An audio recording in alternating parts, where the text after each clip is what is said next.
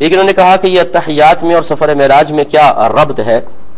دیکھیں پوری جو اتحیات ہے یہ اصل میں مکالمہ ہے نبی کریم صلی اللہ علیہ وسلم اور اللہ تعالیٰ کے درمیان، کہ پہلے سرکار نے جا کر، یہ میں نیکسٹ پروگرام میں آپ کو اور تفصیل سرچ کر دوں گا کہ جب یہ ارشاد فرمایا التحیات للہ والصلوات والطیبات، تو اس کا مطلب یہ ہے کہ میری تمام قولی عبادات، بدنی عبادات اور مالی عبادات اے اللہ تیرے لیے ہیں۔ تو اللہ تعالیٰ نے جواباً فرمایا السلام علیکم ایھا النبی ورحمۃ اللہ وبرکاتہ۔ تو سرکار نے کوئی یہ بات سرکار نے چاہا کہ میں اکیلا اس رحمت اور سلامتی کو حاصل نہ کروں بلکہ میرے امتی بھی اس میں شریک ہو جائیں، تو پھر السلام علینا وعلی عباد اللہ الصالحین سرکار نے عرض کی کہ ہم پر بھی اور ہمارے نیک لوگوں پر بھی اللہ تعالیٰ سلامتی نازل ہو۔ تو یہ اصل میں مکالمہ تھا۔ ہم جب اتحیات میں تشہد میں بیٹھتے ہیں، اتحیات پڑھتے ہیں، تو حقیقتاً اس مکالمے کی حکایت کرنا مقصود نہیں ہوتا کہ وہ ہم، بلکہ یہاں پہ باقاعدہ بالکل جیسے آپ اللہ تعالیٰ سے ہم کلامی کا شرف حاصل کر رہے ہیں، یہی فقہا نے فرمایا کہ نیت ہونی چاہیے کہ آپ اللہ کے خدمت میں گویا کہ ذکر کر رہے ہیں اللہ تعالیٰ میری تمام قولی، مالی اور بدنی عبادات تیرے لیے ہیں، اور پھر السلام علیکم ایھا النبی جب ہم کہیں تو یہی ارادہ کریں کہ ہم نبی کریم صلی اللہ علیہ وسلم کو سلام کر رہے ہیں، اور ہمارے آقا صلی اللہ علیہ وسلم اللہ تبارک و تعالیٰ کے عطا اور اس کی قدرت کاملہ سے ہمارے سلام کو سن بھی رہے ہیں اور اس کا جواب بھی عنایت فرما رہے ہیں۔ اس نے کیا تھا کہ کیا اللہ تبارک و تعالیٰ کسی عام بندے کو خواب میں اپنا دیدار کرا سکتا ہے؟ دیکھیں بالکل کرا سکتا ہے، اس میں تو کوئی ایسا مسئلہ نہیں ہے، لیکن عمومی طور پہ عام لوگوں کو دیدار نہیں ہوتا، خواص کو ہوتا ہے، لیکن ہزاروں پردوں میں رہ کے اللہ تعالیٰ کرا سکتا ہے۔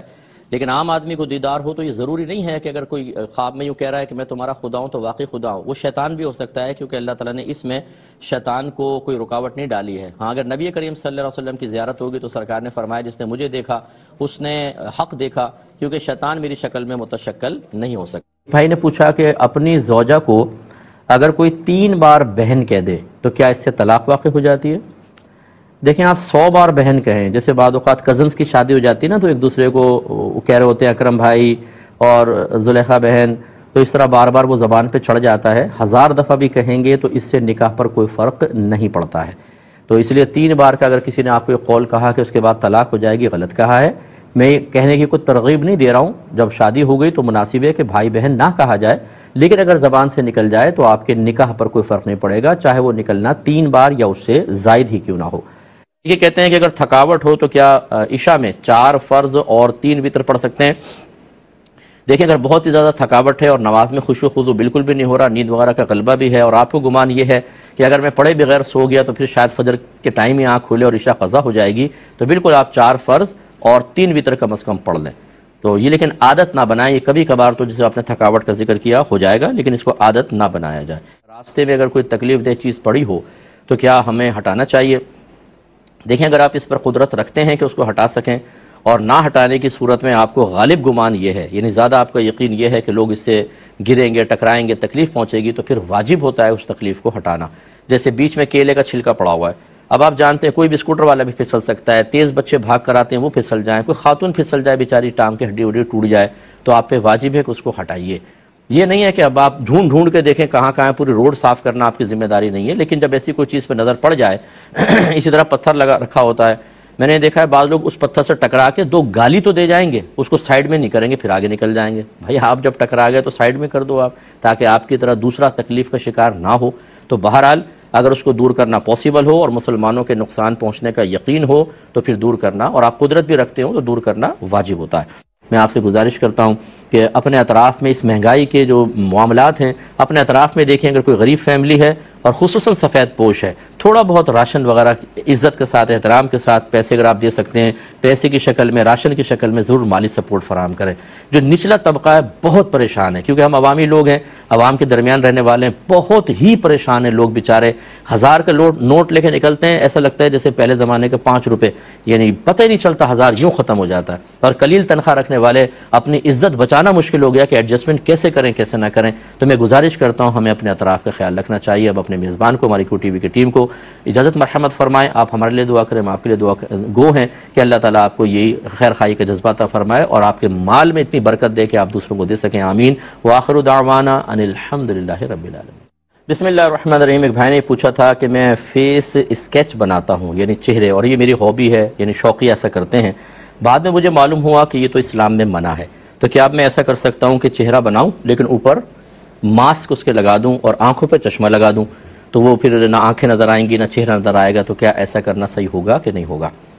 دیکھیں پہلے تو اس کا ایک جواب تو یہ ہے کہ اگر آپ اس میں دو صورتیں، ایک تو یہ کہ پوری آپ پکچر بنا دیں، پکچر بنانے کے بعد پھر اوپر آپ ماسک لگا کر اور اس میں کلر بھر دیں مثال کے طور پہ، اور چشمہ اوپر بنا کے اس میں کلر بھر دیں، آنکھیں چھپ گئی وہ چھپ گیا، یہ شرعاً جائز نہیں ہوگا، کیونکہ اسکیچ تو آپ پورا بنا چکے ہیں، تصویر تو آپ بنا چکے ہیں، اور جو تصویر بناتا ہے بروز قیامت اسے اللہ تعالیٰ اپنی بارگاہ میں کھڑا کرے گا اور فرمائے گا اس میں جان ڈال، اگر وہ نہیں ڈال سکتا تو اس کو عذاب ہوگا۔ لیکن یہ شوقیہ کے بارے میں ہے، ضرورت اس سے مستثنیٰ ہوتی ہے، جیسے فوٹوگرافر وغیرہ ہوتے ہیں بعض اوقات ان کو پازیٹیو نکالنا ہوتا ہے، یا اسی طرح بچوں کے لیے مسائل ہوتے ہیں کہ ڈرائنگ وغیرہ کے اندر ان کو پکچرز بنانی پڑتی ہیں جانور وغیرہ کی، اس کی گنجائش نکل سکتی ہے لیکن اس کی نہیں نکل سکتی۔ لہٰذا ایک تو یہ صورت ہوئی کہ آپ پہلے پورا فیس بنا کے پھر ماسک اور یہ لگائیں، اور ایک یہ ہے کہ آپ ویسے ایک مطلب یہ کہ خاکہ آپ نے بنایا، پہلے ہی آپ نے ماسک بنا دیا، نہ ہونٹ بنائے نہ ناک، ماسک بنا دیا، آنکھیں بھی نہیں بنائیں، چشمہ لگا کے اس کے اوپر کلر کر دیا، تو یہ تو اب چہرہ بنا ہی نہیں، تو اس کی گنجائش نکل سکتی ہے۔ یہ تو ہے جواز اور عدم جواز اور طریقہ، باقی یہ کہ ایسا نہ ہی کریں، چھوڑ ہی دیں آپ، اور دوسرا کوئی آپ اپنا مشغلہ کر لیں جو جائز ہو، کیونکہ آج آپ بنائیں گے، کل شیطان نے اگر بہکایا تو پھر آپ اپنا ٹیلنٹ ظاہر کرنے کے لیے ان قیودات کو چھوڑ دیں گے، شیطان بہکا سکتا ہے اور پھر گناہ میں مبتلا ہو جائیں گے۔ اچھا ضمن ایک بات عرض کرتا ہوں، جب اس قسم کے لوگوں کو، آپ کو نہیں کہہ رہا ہوں، یہ تو بھائی بہت اچھے ذہن کے تبھی تو پوچھا ہے، بعض لوگوں کو جب سمجھایا نا وہ کہتے ہیں مجھ صاحب یہ بتائیے اللہ نے ہمیں صلاحیت دی کیوں ہے، اب دی ہے اور استعمال نہ کریں؟ بھائی یہ سمجھداری ماشاءاللہ آپ کی بہت اچھی ہے، لیکن یہ غلط وے میں چلی گئی ہے۔ اللہ تعالیٰ بعض اوقات کچھ نعمتیں دیتا ہے، کچھ صلاحیتیں دیتا ہے بطور آزمائش۔ مثال کے طور پہ ابھی نشانہ بہت اچھا مار سکتا ہے، اب وہ لوگوں کو قتل کرنا شروع کر دے اور کہے کہ مستابق صلاحیت دی اللہ نے، استعمال نہ کروں۔ ایک ہے بڑا نڈر ہے، گن پوائنٹ پہ موبائل چھین سکتا ہے، وہ کہتا ہے یہ آسان کام کوئی ہے، اللہ نے صلاحیت دی ہے استعمال نہ کروں، کیا خیال ہے آپ کا، یہ صحیح کہہ رہا ہے؟ تو یہ غلط چیز ہوتی ہے۔ اللہ نے بعض اوقات ہمیں بطور آزمائش نعمتیں اور صلاحیتیں دی ہوتی ہیں، ان کا نیگیٹو استعمال نہیں کر سکتے، ان کو غلط استعمال سے روکنا ہی آپ کے لیے آزمائش ہے، اور یہی امتحان میں پاس ہونا ہے، اور اسی کے بدلے میں انشاءاللہ آخرت میں آپ کو جنت ملے گی۔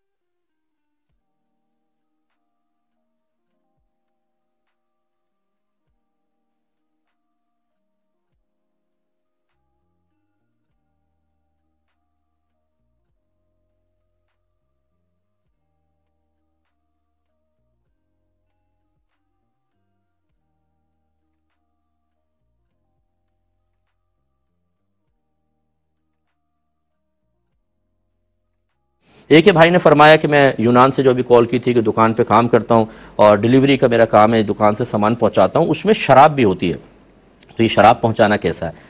دیکھیں بھائی جان، آپ دوسری چیزیں پہنچا سکتے ہیں لیکن شراب کی بالکل قطعاً اجازت نہیں ہے، کیونکہ آپ کے نبی کریم صلی اللہ علیہ وسلم نے 10 افراد پر ایک ساتھ لعنت فرمائی، مثلا شراب نچوڑنے والا، شراب بھرنے والا، شراب لانے والا، لے جانے والا، پینے والا، پلانے والا، پہنچانے والا، ان سب پر اللہ کی لعنت ہو۔ تو یہ شراب بالکل نہیں پہنچا سکتے، آپ اس سے اجتناب کیجئے۔ اگر آپ کی اپنی دکان ہے تو بہتر یہ ہے غیر مسلم لڑکا رکھ لیں اور یہ شراب کی ترسیل کا معاملہ اس کے سپرد کر دیں، وہ لائے لے جائے، اسی کے حوالے کریں، یہ ٹھیکہ یعنی اس کو دے دیں، کیونکہ بعض وقت ایسا ہوتا ہے کہ سپر مارکیٹ ہوتی ہے، اگر اس میں بعض چیزیں غیر مسلمین کے لیے نہ رکھی جائیں تو گاہک ہی نہیں آتا، وہ کہتا ہے فلاں چیز نہیں، اب ایک چیز یہاں سے لوں اور 2 چیزیں وہاں سے، تو وہ چھوڑ کے چلے جاتے ہیں۔ ایسی صورت میں ایک کاؤنٹر بنا لیں، وہ کسی غیر مسلم کے حوالے کر دیں، شراب کا تمام معاملہ اس کے سپرد کریں، اپنے تمام کاروبار کو پاکیزہ رکھیں، وہ لے وہ دے، اس کا کمیشن اسی کے حوالے کر دیں تو ہو سکتا ہے، لیکن جو ابھی آپ صورتحال بتا رہے ہیں اس میں آپ شدید گناہگار ہوں گے۔ اللہ تعالیٰ نے جو 4 شادیوں کا حکم دیا ہے نا، مجھے سمجھ میں نہیں آتا، یوں اللہ بول دیتا نا تو اچھا ہو جاتا۔ او بھائی اپنی حیثیت دیکھو، ایک ناپاک پانی سے پیدا ہونے والے تو انسان، اور پوری دنیا کے سائز کے مقابلے میں تو ایک ریت کے ذرے کا اربواں حصہ ہے، اور یہ دنیا پوری کائنات کے مقابلے میں ریت کے ذرے کے اربویں حصے کے برابر نہیں ہے، اور تو زمین پہ اتنا اکڑتا ہے کہ اللہ کے احکامات کو چیلنج کرتا ہے۔ اللہ نے مرد کا ڈبل حصہ رکھ دیا، عورت کا سنگل رکھا ہے، مجھے سمجھ میں نہیں آتا ہے۔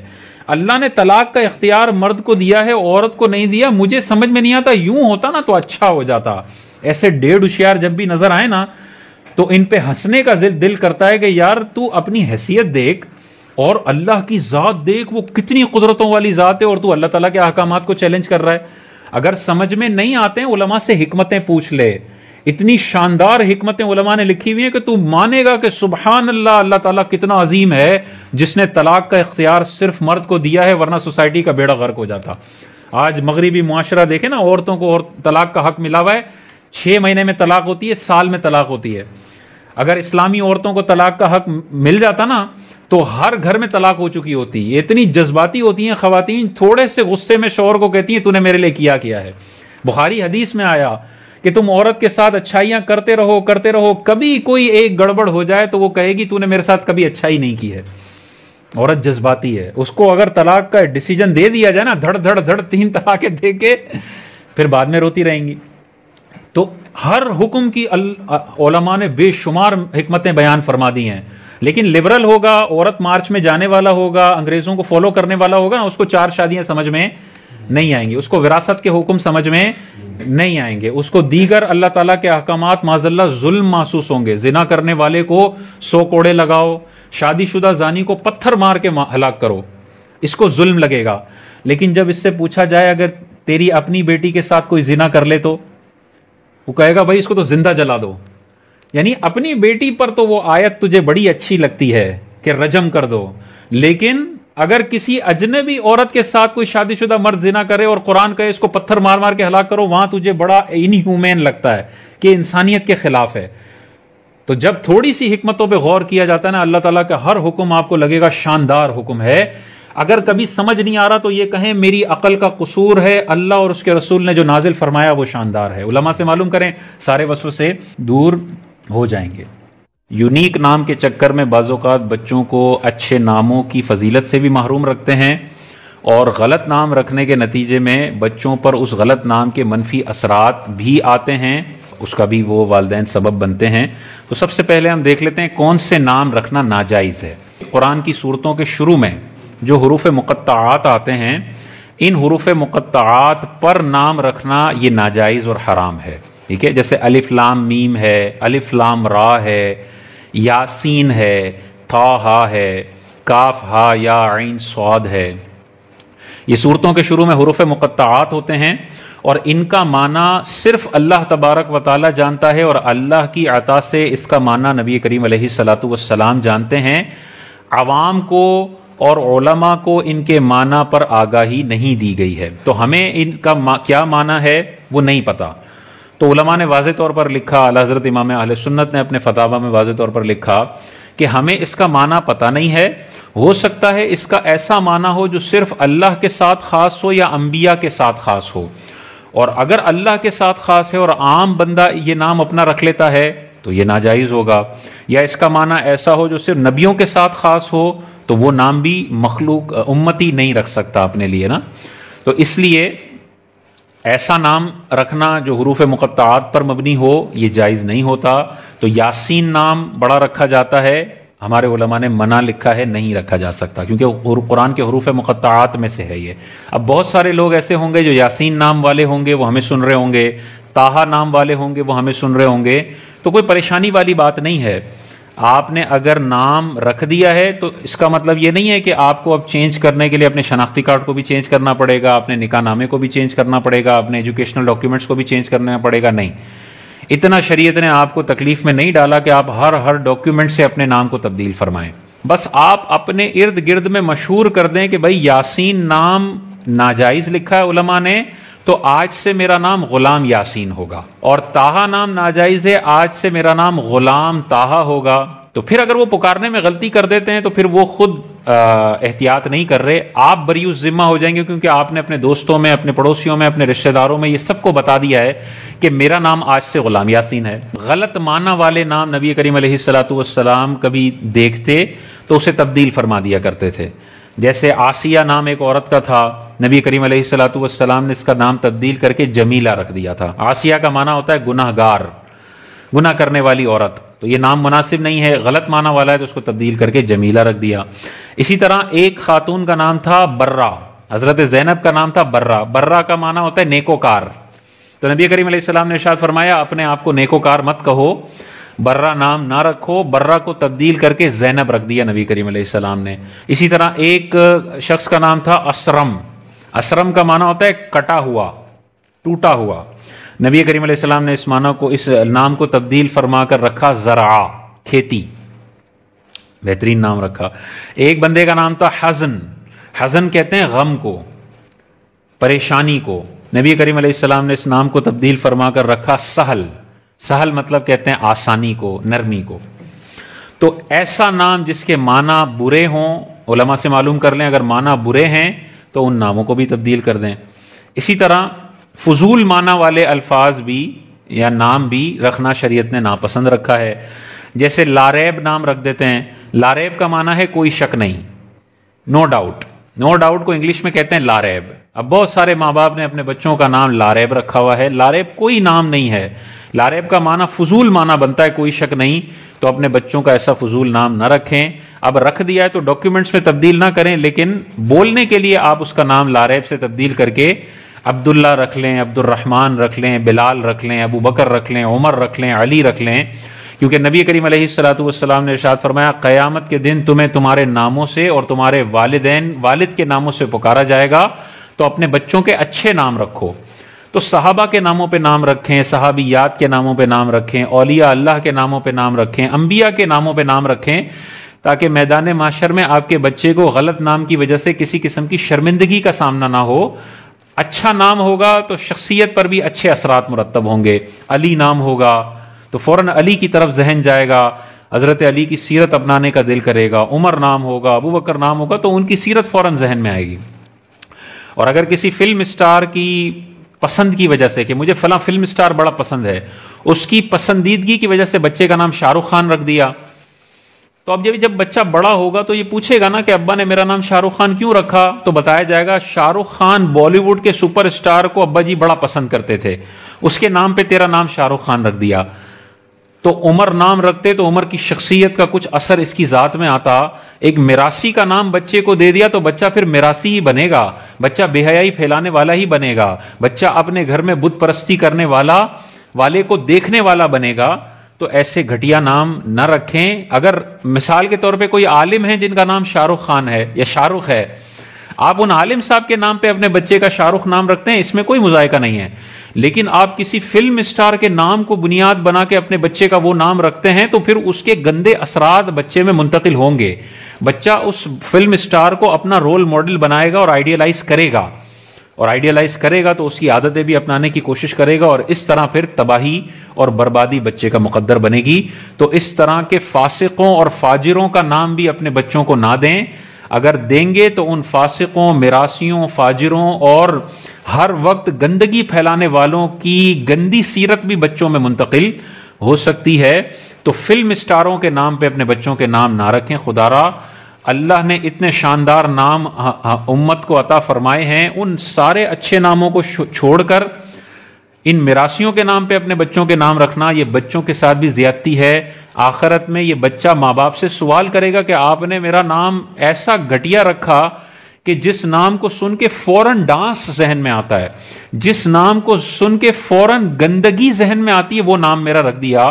آپ میرا نام ابراہیم رکھتے، اولو العزم نبی ہیں، آپ میرا نام محمد رکھتے، اتنا پیارا نام ہے، آپ میرا نام ابو بکر، عمر، علی، عثمان رکھتے تو ان کی شخصیت کا اثر آتا اور لوگ پسند کرتے۔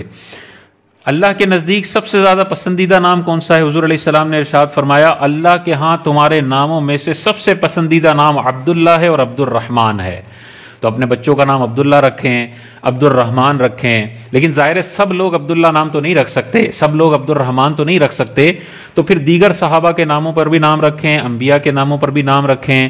بچوں کا نام محمد رکھیں اور پکارنے کے لیے ان کا نام کوئی اور رکھیں، تاکہ محمد نام کے جو فضائل بیان ہوئے حدیث میں کہ جس کا نام محمد ہوگا میں اس کی شفاعت کرواؤں گا، اور بھی بہت سارے محمد نام کے فضائل ہیں، وہ بھی آپ کے بچے کو حاصل ہوں۔